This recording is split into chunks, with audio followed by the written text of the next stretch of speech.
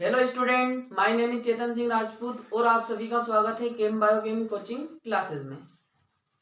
देखिए बच्चों, आज हम कक्षा 9th की विज्ञान को पढ़ेंगे। ठीक है, आपकी कक्षा 9th में साइंस जो विज्ञान है उसको हम पढ़ेंगे।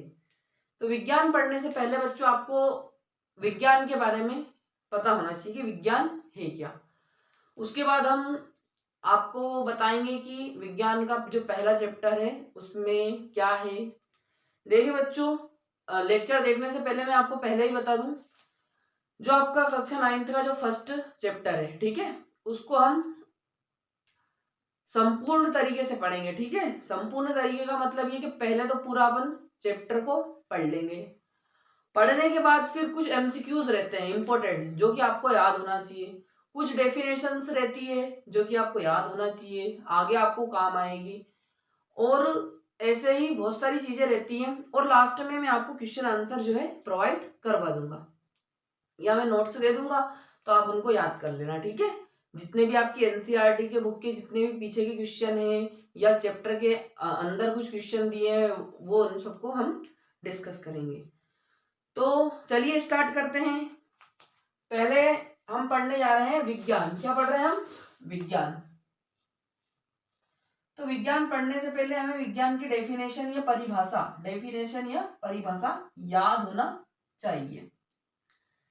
तो विज्ञान की क्या परिभाषा होती है? आपने छोटी कक्षाओं में कभी पढ़ा हो, नहीं पढ़ा हो तो कोई दिक्कत नहीं है, यहाँ देख लेते हैं विज्ञान।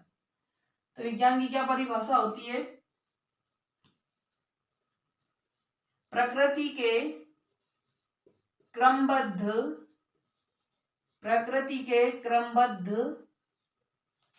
ज्ञान को विज्ञान कहा जाता है। ठीक है,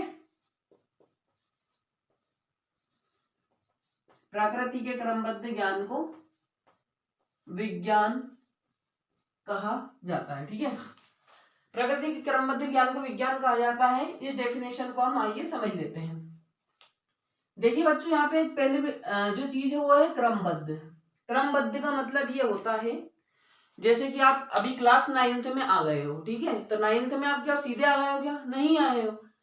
आपने पहले first, second, third, fourth, fifth, sixth, seventh, 8th class pass करी। उसके बाद ही आपको 9th में जो है एडमिशन दिया गया है। ठीक है, इससे पहले आपको 9th में एडमिशन नहीं दे सकते। अगर आपकी 8th कंप्लीट नहीं है तो आपको 9th में एडमिशन नहीं दे सकते। ठीक है, तो ऐसे आपने क्या है, क्रमबद्ध तरीके से पढ़ाई करी। ठीक है, जो आपकी स्टडी हुई ना, क्रमबद्ध तरीके से हुई है।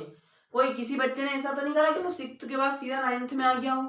नहीं, ऐसा हो ही नहीं सकता। ठीक है, क्योंकि पिछली जो मार्कशीट रहती है उसके बेसिस पे आपको अगली क्लास में जो है एडमिशन दिया जाता है। तो उसी प्रकार से क्रमबद्ध होता है। क्रमबद्ध मतलब आपने एक सीढ़ी दर सीढ़ी आपने जो है शिक्षा प्राप्त करी। जैसे कि मैं आपको एक चीज और बता दूं, जैसे कि आप कभी छत पे चढ़े होंगे आपके, तो आपके कभी आप छत पे चढ़े होंगे तो आप वहां पे सीढ़ी है। ठीक है, तो सीढ़ी है तो क्या है, एक के बाद एक चढ़ते हो ना आप, एक सीढ़ी फिर दूसरी फिर तीसरी चौथी, ऐसे क्रमबद्ध तरीके से चढ़ते हो ना, सीक्वेंस से, तो उसी को क्या बोलते हैं? क्रमबद्ध। ठीक है, क्रमबद्ध बोलते हैं उसको। सर हम तो दो दो सीढ़ी चढ़ जाते हैं, कुछ लोग ऐसा बोल रहे होंगे। तो देखिए बच्चों, दो दो सीढ़ी दो दो तीन तीन चढ़ सकते हैं, लेकिन उसमें रिस्क रहती है। ठीक है, गिरने की, और गिरते भी है बहुत सारे शरारती बच्चे। ठीक है, तो ये क्रमबद्ध का मतलब आपको समझ में आ गया, सीढ़ी दर सीढ़ी। ठीक है, तो जो प्रकृति है, अपना जो नेचर है, आसपास जितना अपना जो एनवायरनमेंट है, जो नेचर है, तो प्रकृति के जो क्रमबद्ध, उसका जो सीक्वेंस है, एक के बाद एक क्रमबद्ध ज्ञान को ही विज्ञान कहा जाता है। ठीक है, हमारे आसपास में जितनी भी नेचर है उसके बारे में जानना, ठीक है, स्टेप वाइज नॉलेज प्राप्त करना ही विज्ञान है। तो अगर आपसे कोई सिंपली पूछ ले कि विज्ञान क्या होता है, तो प्रकृति के क्रमबद्ध ज्ञान को ही विज्ञान कहा जाता है। ठीक है, आपको आया समझ में? अब हम कक्षा 9th का फर्स्ट चैप्टर स्टार्ट करने जा रहे हैं। पेन कॉपी लेके बैठे, नोट्स बना ले। कुछ चीजें इंपॉर्टेंट रहेगी, उनको मैं बता दूंगा, तो नोट कर लेना, और आपको लास्ट में नोट्स प्रोवाइड हो जाएंगे। स्टार्ट करते हैं, चलिए ठीक है। ये आप नोट कर लीजिए, पोज करके नोट कर लीजिए, मिटा दूं, स्क्रीनशॉट ले लीजिए जो लेना हो आपको। देखिए बच्चों, कक्षा 9th जो है बहुत ही इंपॉर्टेंट जो है कक्षा होती है, क्योंकि ये कुछ बच्चे ऐसा सोचते हैं कि हम 10th में जाके परसेंट बना लेंगे, तो ये चीज गलत है। 10th में आपको रटना पड़ेगा। आप किसी भी सब्जेक्ट को बेसिक, उसका बेसिक समझो, ठीक है। आपको 10th में प्रॉब्लम नहीं आएगी अगर आपको 9th की कक्षा की कुछ बेसिक क्लियर है, ठीक है। और आपको बेसिक क्लियर नहीं है तो फिर तो 10th 11th 12th आगे होने वाली स्टडी सभी में आपको प्रॉब्लम होगी, ठीक है। तो क्या नाम है फर्स्ट चैप्टर का? हमारे आसपास के पदार्थ। क्या नाम है? हमारे आसपास के पदार्थ, ठीक है। फर्स्ट चैप्टर का यही नाम है ना आपका, हमारे आसपास के पदार्थ। देखिए बच्चों, हमारे आसपास के पदार्थ का हम इसका जनरल इंट्रोडक्शन ले लेते हैं, ठीक है। तो हमारे आसपास के पदार्थ क्या होते हैं? पहली चीज तो आई पदार्थ क्या होते हैं, ठीक है। ये पदार्थ होते क्या हैं? तो मैं आपको बता दूं कि जो प्राचीन काल से ही, पुराने समय से ही जो मनुष्य मतलब हमारी आसपास की जितनी भी चीजें हैं उनके बारे में जानने की कोशिश करते हैं, ठीक है। उनके बारे में हमको जानने की जिज्ञासा है, ठीक है। तो उसी प्रकार से हमारे जो प्राचीन दार्शनिक थे, कौन थे? हमारे जो प्राचीन दार्शनिक थे, ठीक है। प्राचीन दार्शनिक, जो हमारे प्राचीन दार्शनिक थे, उन्होंने क्या करा? पदार्थ को 5 मूल तत्वों में बांट दिया। कितने में? पदार्थ जो रहता उनको 5 मूल तत्वों में डिवाइड कर दिया, विभाजित कर दिया, वर्गीकृत कर दिया। तो प्राचीन दार्शनिक थे, उन्होंने पदार्थ को 5 मूल तत्वों में, कितने? 5 मूल तत्वों में विभक्त कर दिया, ठीक है। विभक्त कर दिया और उन्हीं को क्या कहा जाता था? पंचतंत्र। उन्हीं को क्या कहा जाता था? पंचतंत्र, ठीक है। हुआ क्या? देखो थोड़ी सी कहानी है, सुन लो। कि जो हमारे भारतीय, एक चीज और ऐड कर लो यहाँ पे, भारतीय जो प्राचीन दार्शनिक थे ना, भारतीय प्राचीन दार्शनिक, उन्होंने क्या करा था? पदार्थ को 5 मूल तत्वों में विभाजित कर दिया था। उन्हीं 5 तत्वों को क्या कहा जाता था? पंचतंत्र। अब वो पंचतंत्र कौन कौन से थे देख लेते हैं अपन। आपको आई थिंक पता होगा पंचतंत्र, छोटी क्लास में भी आपने पढ़ा होगा। देखिए पंचतंत्र में पहला है पृथ्वी, जिसपे हम खड़े हैं, ठीक है। क्या है? पृथ्वी। पृथ्वी के बाद दूसरा आकाश, ठीक है। पृथ्वी, आकाश। आकाश के बाद वायु, जिससे आप श्वास लेते हो, ना, श्वास, वायु। पृथ्वी, आकाश, वायु। एक होता है अग्नि। क्या होता है? अग्नि। क्या होता है? देखो, पृथ्वी हो गई आपकी, आपका आकाश हो गया, वायु हो गई, अग्नि हो गई, और एक मेन चीज है जिसके बिना आप जीवित नहीं रह सकते, वो है जल। वो क्या है? जल। आ गया, ठीक है। देखिए बच्चों, भारतीय प्राचीन दार्शनिक थे, उन्होंने क्या करा था? पदार्थ को मूलतः 5 तत्वों में विभाजित कर दिया था। उन्हीं 5 तत्वों को पंचतंत्र कहा जाता था, पंचतंत्र कहा गया। वो पंचतंत्र कौन कौन से थे? पृथ्वी, आकाश, वायु, अग्नि, जल, ठीक है। इतना समझ में आ गया। अब देखिए बच्चों, इन्हीं पंचतंत्र, तो उन्होंने दार्शनिक का क्या मानना था? दार्शनिक ने बोला था कि इन्हीं 5 तत्वों से मिलकर समस्त जो है पदार्थ बन मिलते हैं। देखिए क्या हुआ, इन्हीं 5 तत्वों से मिलकर जितने भी दुनिया में पदार्थ हैं वो बने हैं, ठीक है। इन्हीं 5 तत्वों से, देखिए इन्हीं 5 तत्वों से सभी वस्तुएं मिलकर बनी है, ठीक है। सभी वस्तुएं मिलकर बनी है,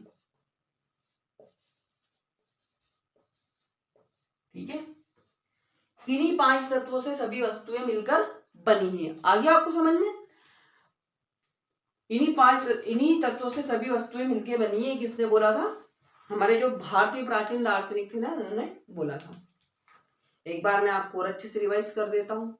देखिए बच्चों, क्लास की चीजें क्लास में याद हो जाए तो ज्यादा बेटर, इसलिए मैं आपको बार बार रिवाइज करवा रहा हूँ। ठीक है, ये जनरल इंट्रोडक्शन है, आपको याद ना तो एग्जाम में आएगा ना कुछ होगा। ठीक है, लेकिन आपको पूछा जाएगा कि भैया हमारे दार्शनिक थे, पंचतंत्र किसे बोलते हैं। एमसीक्यूज में आ जाएगा आपको पंचतंत्र, इनमें से 4 दे देंगे, 1 नहीं देंगे, तो उसमें से आपको सिलेक्ट करना रहेगा, उसको सही चुनना रहेगा। ठीक है, तो ये चीजें हैं जो आपको बेसिक, बिल्कुल बेसिक से समझा रहा हूं आपको।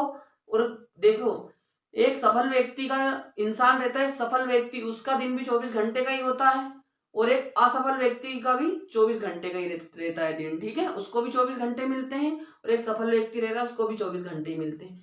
तो अगर आप यहाँ पढ़ रहे हो, बहुत सारे बच्चे पढ़ रहे हैं, लेकिन कुछ बच्चे दिमाग में क्या कर लेंगे, याद करके रख लेंगे इसको। ठीक है, तो आप भी अच्छे से याद कर लो, और एक बार घर पे जाके इसको रिवाइज कर लेना। ठीक है, और अगर आप बुक पढ़ना चाहो तो बुक पढ़ लेना, आपको अच्छे से समझ में आ जाएगी। ठीक है, देखिए जो भारतीय प्राचीन दार्शनिक थे, उन्होंने पदार्थों को मूलतः 5 तत्वों में डिवाइड किया था। ठीक है, पदार्थों को, किसको? पदार्थ के बारे में बात कर रहे हैं हम, पदार्थों को, जिन्हें पंचतंत्र कहते थे। ठीक है, पंचतंत्र।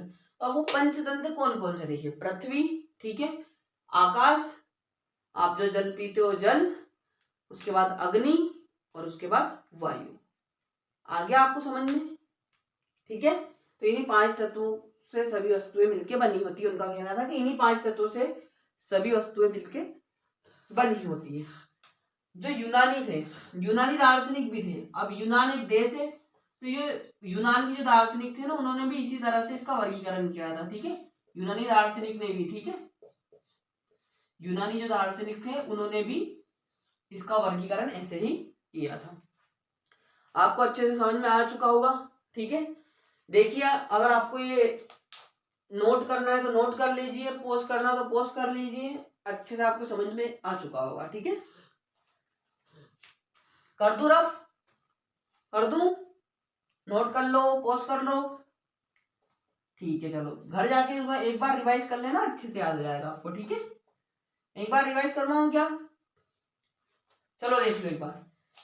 जो भारतीय प्राचीन दार्शनिक थे, उन्होंने पदार्थों को 5 तत्वों में, 5 जो मूल तत्व है उसमें डिवाइड करा था, विभाजित करा था, जिन्हें पंचतंत्र कहते थे।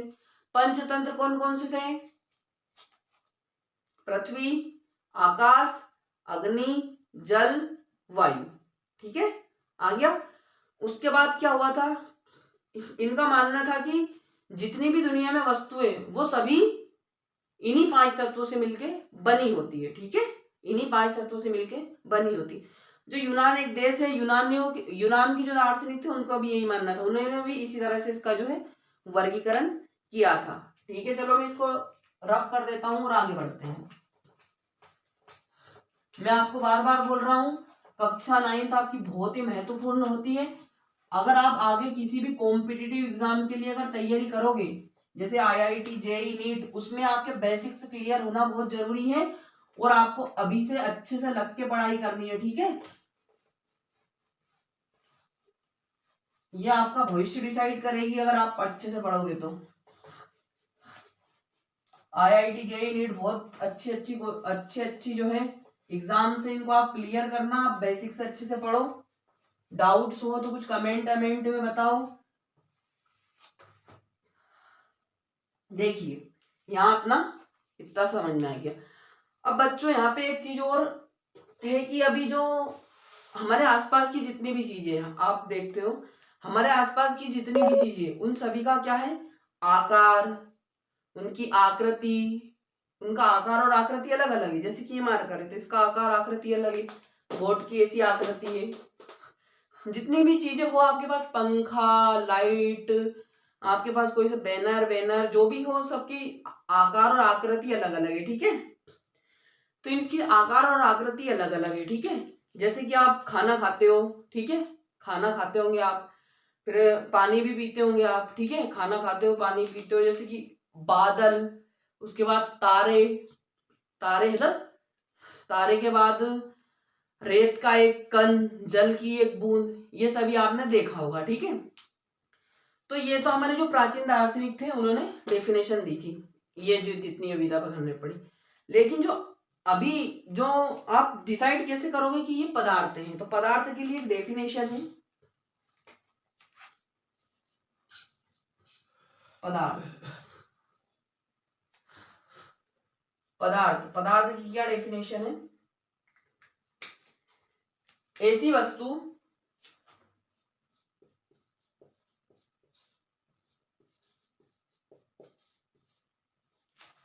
जिसका द्रव्यमान हो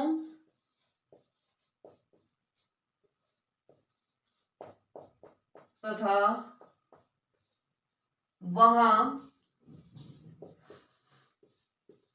कुछ ना कुछ स्थान को घेरती, स्थान मतलब आयतन, घेरती हो। ठीक है, इसके बेसिस पे आप पदार्थ बताओगे। वो प्राचीन दार्शनिक थे, उन्होंने पुराने तरीके से बताया था, लेकिन अब कैसे डिसाइड करते हैं? पदार्थ की डेफिनेशन होती है ऐसी वस्तु जिसका द्रव्यमान हो, जिसके पास द्रव्यमान हो या वहां कुछ न कुछ स्थान को घेरती हो। ठीक है, तो मैं आपको बता दूं, आपके आसपास जितनी भी चीजें दिखाई दे रही हैं वो सब क्या है? पदार्थ है। ठीक है, क्योंकि ऐसी वस्तु जिसके पास द्रव्यमान हो तथा कुछ न कुछ स्थान घेरती हो। जैसे कि ये देख लीजिए, ये क्या है? क्या है? मार्कर। ठीक है, तो मैं इसको देखो यहाँ पे यहाँ रख रहा हूं, तो ये क्या स्थान घेर रहा है ना, ये मार्कर। देखिए ये स्थान घेर रहा है। ठीक है, और इसके पास द्रव्यमान है। द्रव्यमान का मतलब समझते हो बच्चों, जो जिस चीज से मिलकर बना होता है वो उसका द्रव्यमान होता है। ये मार्कर किसी ना किसी चीज से, छोटे छोटे पार्टिकल से मिलकर बना हो, मतलब इसका कुछ कुछ द्रव्यमान है। ये बोर्ड, इसका भी द्रव्यमान है। ठीक है, इनका द्रव्यमान है, छोटे छोटे पार्टिकल्स से मिलकर बना होता है। तो द्रव्यमान आपके आसपास की जितनी भी वस्तुएं लगभग लगभग सभी में द्रव्यमान पाया जाता है, और कुछ न कुछ स्थान घेरती है। तो आपके आसपास जितनी भी चीजें दिखाई दे रही वो सब क्या है? पदार्थ है। ठीक है, ऐसी वस्तु जिसका द्रव्यमान हो तथा वह कुछ न कुछ स्थान को घेरती हो, उसको क्या बोला जाता है? पदार्थ। क्या बोला जाता है उसको? पदार्थ। जैसे कि पंखा, आपके आसपास जो वो जो छत पंखा देख लो। ठीक है, पंखा, पंखा हो गया, उसके बाद आपके पास पेन हो गई, पेन के बाद आपके पास बुक हो गई, आपकी पुस्तक। ठीक है, पुस्तक, उसके बाद आपका दरवाजा हो गया। तो आपके पास आसपास जितनी भी चीजें दिख रही है ना, आपके आसपास जितनी भी चीजें दिख रही वो सब क्या है? पदार्थ है। लेकिन मैं आपको बता देता हूं, आपका जो बल्ब है ना वो तो पदार्थ है, जो आपका बल्ब है वो पदार्थ है। लेकिन बल्ब से क्या निकल रही है? रोशनी। क्या निकल रही है? रोशनी। तो रोशनी, अब मेरे को ये बताओ, मैं यहाँ खड़ा हूं, मैं यहाँ खड़ा हूं तो उससे लाइट निकल रही है, तो मेरे मेरे ऊपर कोई वजन लग रहा है क्या? उसका कोई द्रव्यमान है क्या लाइट रोशनी का? नहीं है, नहीं है ना। अगर आप आपके कमरे में खड़े हो और वहां पे अगर आपकी लाइट से रोशनी आ रही है, तो वो उसका आपके ऊपर कोई सा द्रव्यमान है क्या? उसका जो वजन लग रहा है क्या आपको? उसका नहीं लग रहा है। ठीक है, तो रोशनी, और वो कुछ नहीं, कुछ स्थान गिर रही है क्या? स्थान गिर रही? कुछ भी स्थान नहीं गिर रही। ठीक है, वो तो वो जो आपकी रोशनी है वो पदार्थ नहीं है। जैसे कि मैं आपको बता दूं, एक होता है घृणा, घृणा और क्रोध। जैसे आप उसको गुस्सा आता है, क्रोध, तो क्रोध क्या एक पदार्थ है क्या? नहीं है, इमोशंस के पदार्थ नहीं है। जैसे क्रोध आपका पदार्थ नहीं रहेगा, क्रोध क्या जगह घेर रहा क्या? नहीं। क्या क्रोध का कोई द्रव्यमान है? नहीं। ऐसे किसी से आप घृणा करते हो, ईर्ष्या, घृणा। ठीक है, मैं लिख देता हूं आपको, क्रोध, क्रोध, ईर्ष्या, घृणा। एक होता है प्रेम, किसी से आप प्यार करते हो तो जगह घेरते हो क्या? नहीं ना। ये प्यार का नाम सुनते से चेहरे पे मुस्कान आ गई सभी के। देखिए बच्चों, ये क्या चीज है? ये पदार्थ नहीं है, ठीक है, नोट, ये पदार्थ नहीं है।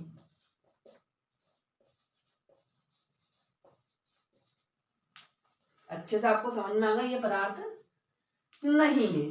आगे आपको समझ में, देखिए ऐसी वस्तु जिसका द्रव्यमान हो तथा कुछ न कुछ स्थान को घेरती हो, उसको क्या बोला जाता है? पदार्थ बोला जाता है। जैसे पंखा है, पंखे में वजन होता है ना, द्रव्यमान है उसका, वो छोटे छोटे पार्टिकल से मिलके बना होता है। उसके बाद पेन, पुस्तक, दरवाजा, बल्ब, ये सब है। लेकिन आपका क्रोध, इसमें क्या है? इच्छा, घृणा, प्रेम, ये इमोशंस है, ये पदार्थ नहीं होते। अगर रोशनी भी लिख लो आप। अब रोशनी तो लड़की का नाम भी होता है ना, लेकिन समझना रोशनी से, ठीक है सर? रोशनी तो लड़की का नाम है, जगह घेरती है सर। देखिए बच्चों, ये रोशनी अपन जो बल्ब वाली रोशनी उसकी बात कर रहे हैं, ठीक है। आगे इतनी चीजें आपको समझनी। पदार्थ की डेफिनेशन आई थिंक आपको अच्छे से समझ में आ चुकी होगी। आ गई क्या? 2 पॉइंट पकड़ लो, देखो बच्चों, द्रव्यमान और ये स्थान, ठीक है। आई थिंक आपको अच्छे से क्लियर हो गया होगा पदार्थ के बारे में। कर लीजिए तो फिर नोट कर दूं क्या रफ? पोज कर लो अच्छे से, पोज कर लो, लिख लो, मिटा दू, ठीक। तो देखिए हमने क्या क्या पढ़ लिया है, प्राचीन दार्शनिक के अनुसार पढ़ लिया अपन ने। अब जो पदार्थ की जो डेफिनेशन, कैसे आपको पदार्थ पहचानोगे उसकी जो डेफिनेशन है वो देख लिए। 2 पॉइंट है अपन ने, क्या क्या? जिसके पास द्रव्यमान और जो स्थानीय आयतन को घेरती हो, ठीक है। उसके बाद हम नेक्स्ट देखते हैं। मैं आपको कुछ चीजों के आपको चलो होमवर्क देता हूं। कमेंट बॉक्स में आप इसके आंसर को बताना कि कौन पदार्थ है और कौन नहीं है, ठीक है। होमवर्क,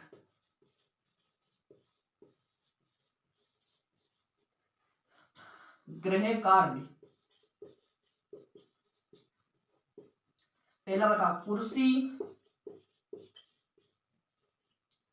मेज, रबर बैंड,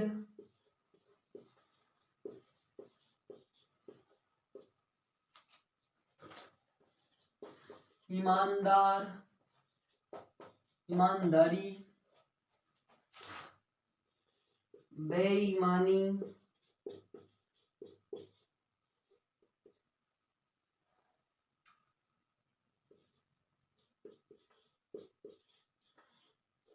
चलो बच्चों लिख लो और कमेंट बॉक्स में इनके आंसर बताना कि कौन कौन से पदार्थ है और कौन पदार्थ नहीं है, ठीक है। पोस्ट